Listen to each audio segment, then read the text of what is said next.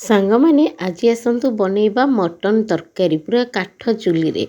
ଯେହେତୁ ଆମର କରେଣ୍ଟ ପଳେଇଥିଲା ମୁଁ ଆପଣମାନଙ୍କୁ ଷ୍ଟାର୍ଟିଂରୁ ଟିକେ ଦେଖେଇ ପାରିଲିନି। ଆପଣମାନେ ତ ଜାଣିଥିବେ କେମିତି କ'ଣ ମସଲା କଷାଯାଏ। ତ ମୁଁ ମସଲାକୁ ଏଠି ଭଲ ଭାବରେ କଷେଇ ଦେଇଛି।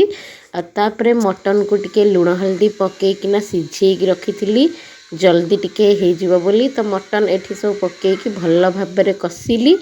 आपर एबे जो भाजिकी रखिथिबा आलू को भी मु पकई दूची आउ भल भाव एपट सेपट करके कषिबा। तापर एठी मटन मसला पकईदेली आ भल भाव एपट सेपट करदेवी आ टिके नाकु जस्ट लुण देली।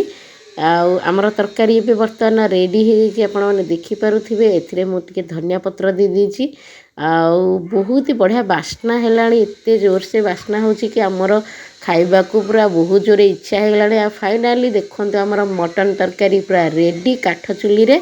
आसतु जल्दी जल्दी सांग माने मटन तरकारी आ उषुना भात खाइबा।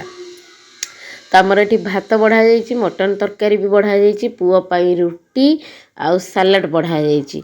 तो आमे जाऊँ सांग माने खाई मटन आउ उषुना भात को एंजॉय करूँ।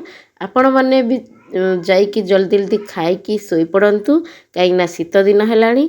आउ ए भिडियोटी जदि आपण मानक भल लगी थाए भिडियो रे निहाती गोटे कमेंट करेंगे आउ लाइक करदेवे। आउ चैनल को जदि सब्सक्राइब करना प्लीज सांग माने निहाती चैनल को आमर सब्सक्राइब कर दियंतु।